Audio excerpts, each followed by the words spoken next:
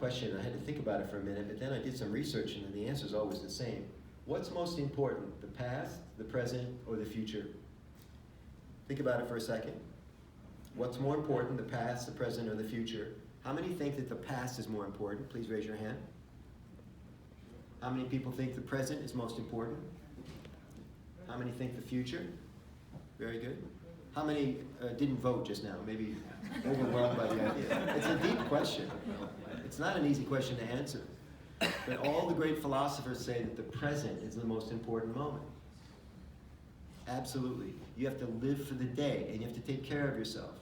And that's how I want to wrap up, talking a little bit about self-care. Self-care is not selfish, right?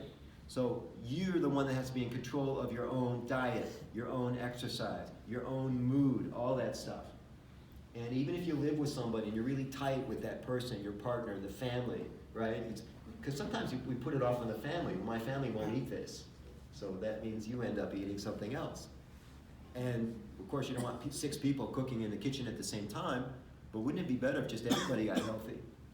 And I got into this when Renee and I got together 5 years ago, because Renee is really into nutrition. She's got a really fun Facebook group. It's free. It's called Eat, Evolve, and Inspire. And she talks about best practices for eating and exercising and just being in good spirit every day. She's a terrific person. She really knows her stuff. And one of the things Renee said was that every time like we go to that breakfast table back there, we can go with purpose. We can make decisions about what we're having. Because some stuff back there is not actually, is anybody from the wilds in the room?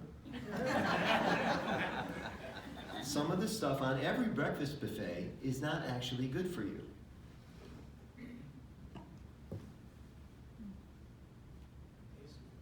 What's that? It tastes good.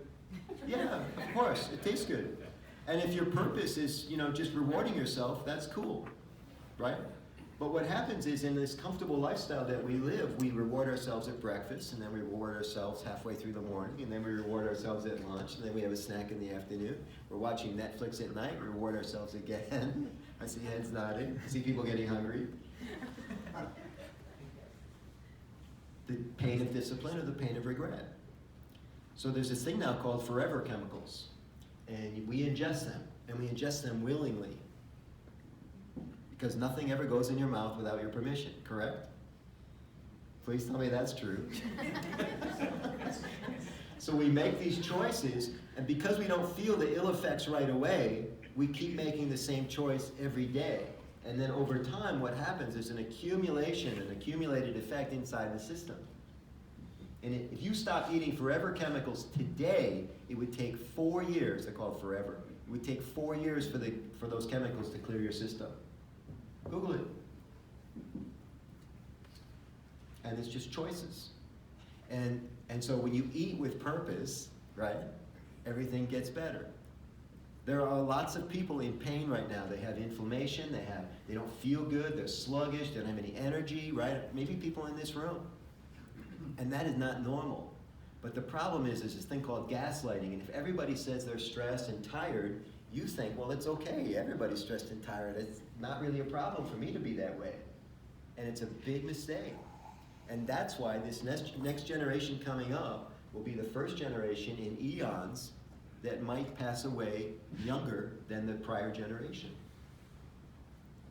Type 2 diabetes is on fire right now.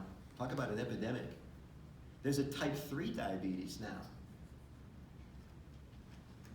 And a lot of it's metabolic, meaning it's food. You know about this? It's food. It's related to food and how we take care of ourselves or don't take care of ourselves.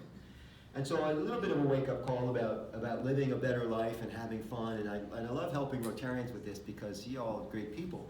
And listen to me now. We can't take care of other people if we don't take care of ourselves. Isn't that true? So let's get started, man. Let's be good role models, not only for ourselves, but for other people.